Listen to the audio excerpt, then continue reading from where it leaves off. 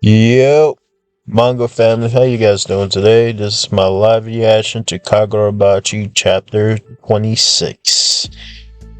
Now, let's start. Why is it taking forever to load? Alright, we start off the chapter with the number one strongest sorceress in the Kanabis. I think what's her name? Let me look up the characters' names so I can actually know their names.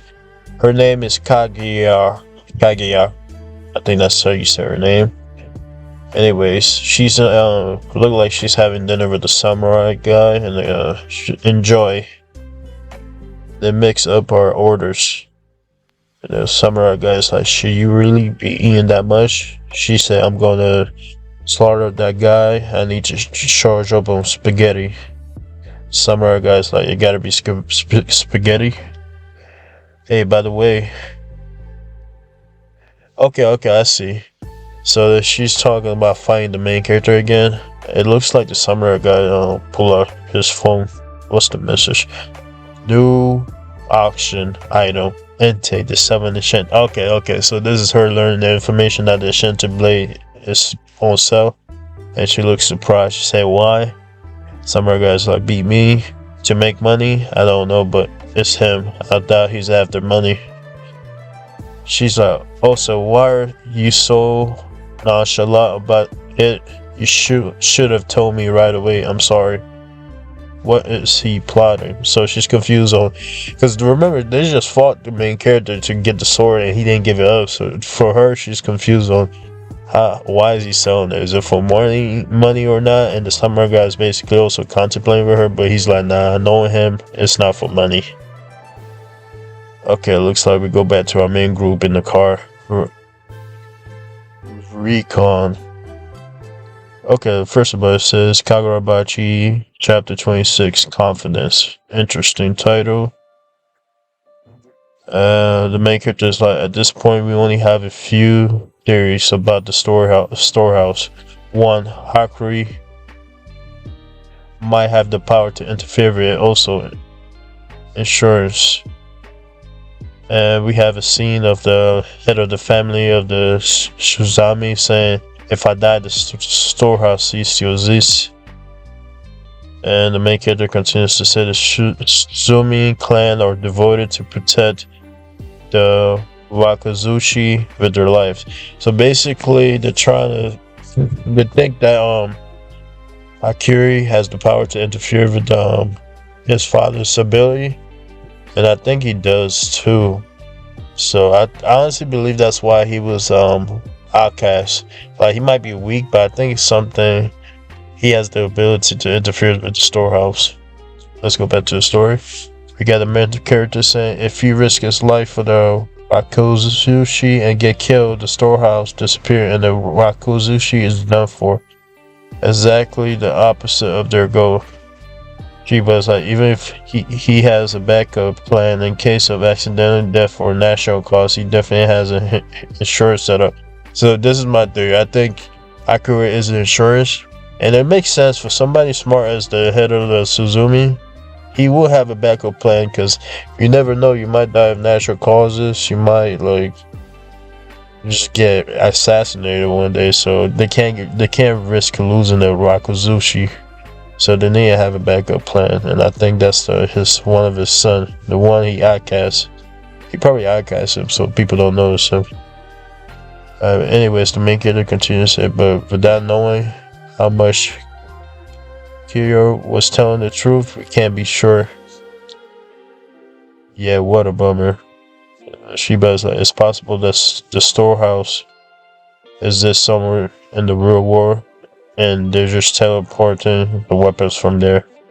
Make it is not total possibility." So obviously they're going through the options as if the head of the family is being honest about the storehouse being inside of him, or is it somewhere else and he's just teleporting the weapons to him. So they're just having conversations. The main character continues to say, "Right now there's a million possibility. To narrow them down, we need to do some recon." Okay. And get a better glimpse of the storehouse. She buys like recon. If it works, it's a great tactic. And a former girl, I need to remember her name. Hold up, let me not be disrespectful and look up the characters. Let me see. Hino. That's an easy name to remember. Why don't I know? Hino, I think that's how you say it. She says, does the Enchanter Blade have a recon function? Talk about fully feature.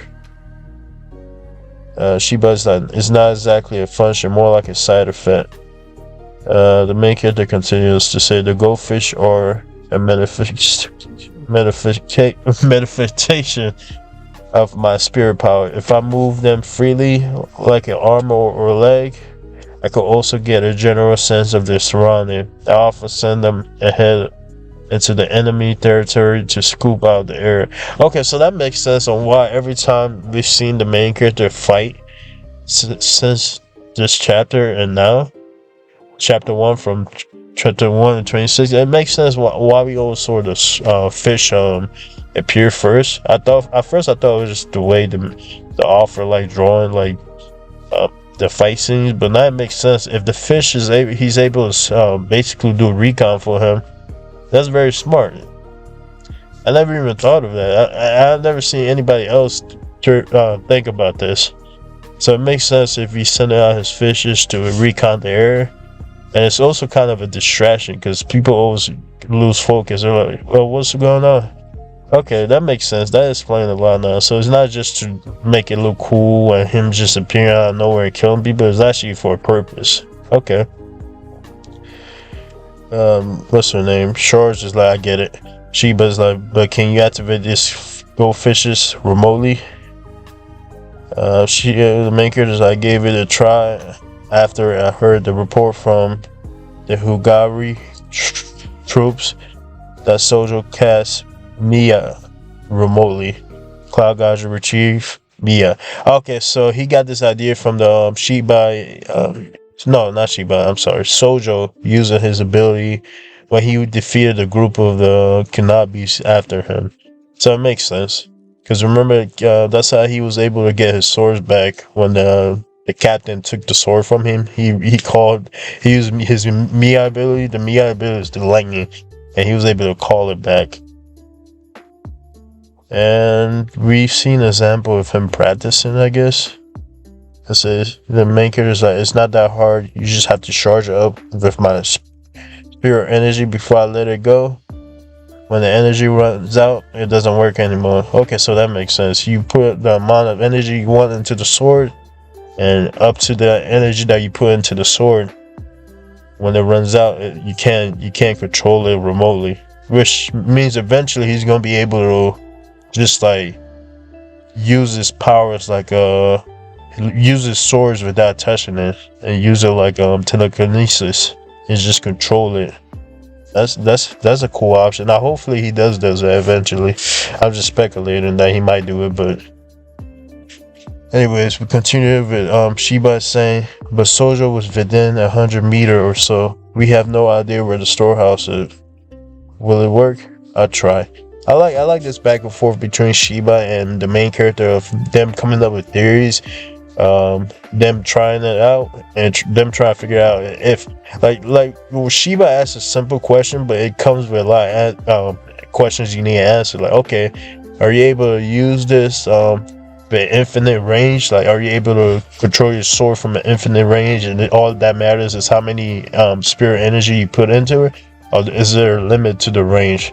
This reminds me of Code Geass. When Lelouch, Code Geass is my favorite anime. But when Lelouch first got his powers, how he tested his powers to see his limit. This chapter is giving me that feels of Code Geass. Anyways, we go back to main characters. I'm not sure, but in case we'll be in any case, we will have been at a dead end. This is a necessary risk, which makes sense. Shiba is like, still, it's a huge gamble. Kid's got a real poker face giving a strike stake. I'm shocked. Gives me chills. So this is Shiba thinking this to himself. He's like just impressed with the main character being able to take a risk on something he's not sure about. The spirit energy into his sword, the distance. That's just a theory he came up with. Obviously he can control the sword, but he doesn't know the how far he can do it from. So Shiba's just impressed with him being able to take a risk like that. Anyways, this is Shiba saying this out loud. You good with this, Shiro? I can't say it. It's easy to let go of it, but Hakura was the deciding factor. Okay, so he's nice. And Hakura is thinking to himself, he was unsure, but since I was captured, he had to risk it. Shiba is thinking to himself, because he's looking at the mirror of the car, and he's seeing that Hakura is kind of sad about the fact that Shiro had to give up his sword because of him.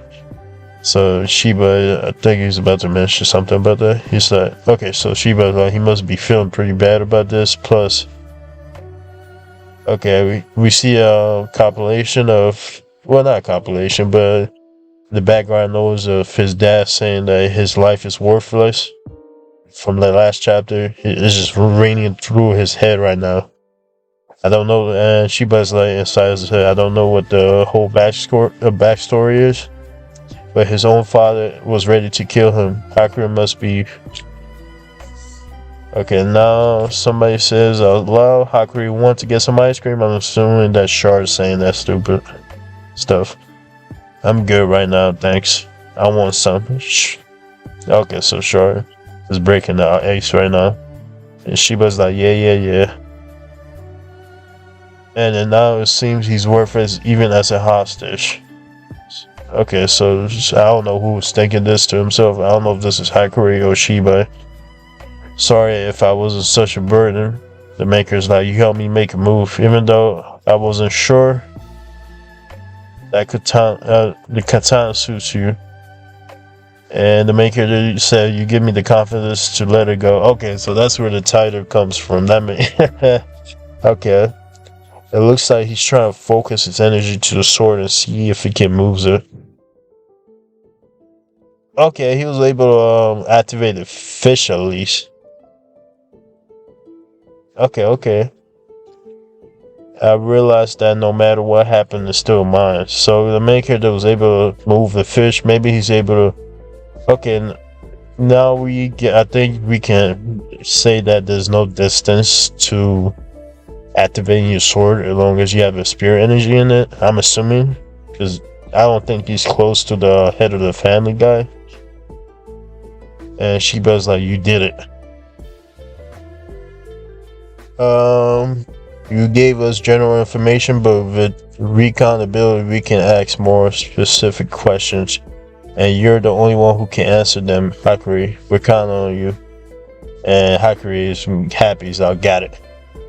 What a guy, that Shiro. So we're going to find out how to interfate the storehouse. Basically storming that storehouse or whatever. And we got the family head in his own storehouse. So I guess he comes here just to look at his collection. So it makes sense. Kiro, so he can go inside as well. That he turned around to look at the sword of this the main character. Maybe he felt that fish energy. Yeah, he felt it because he said to himself, I thought I saw something.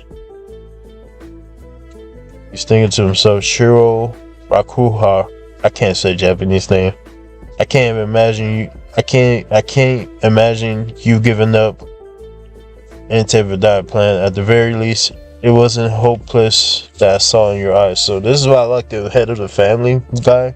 He's very smart. Even though he's happy to get the sword, he knows that there's a reason he gave up the sword. He's even looking at the expression on the main character. But anyways, he continues to say, but business deal without risk is boring. Honestly, I look forward to seeing your next move. If I can protect the enchanted blade into the auction, I win. Bring it on. Okay, so he don't like stuff easy. It makes sense. And we got Shiro in the car. It's so calm.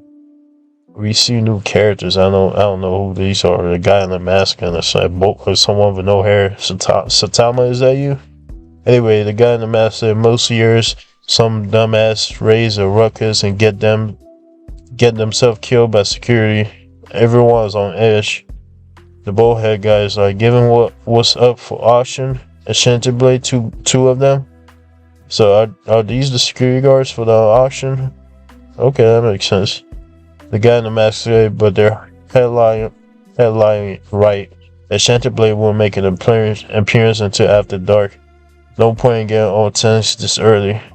Okay, did a time skip or whatever? Are they already selling the swords yet? The bold guy said, never mind. Let me go back to the story. The bold guy said, I doubt it will stay this calm. It's going to be Rager tonight. I don't know what kind of transition is that. Yeah, they did a time skip, I think, because it said November 8th. The 208th door. I don't know. 1100. Auction 12. I'm assuming door means the time to open the door, and the auction 12 or 12 is when it starts. Wakozushi. Okay, yeah, this skipped to the auction, I guess. This is cool. So I guess the main character fell, unless she's gonna steal it right before the auction starts. Anyways, that was an amazing chapter. This is a 10 out of 10 to me, because reading this made me feel like I was reading a Kogiya's chapter, even though Kogiya's is better, but just the fact that they're like talking out the abilities, even though there was no fight in this chapter, sometimes I love characters just talking it out, trying to figure out the weakness in their abilities, the range, how far something could go, and that always make me want to read the chapter, even there's no action. The only time, because I'm an action guy, the only time I don't want to see no action is stuff like this happening.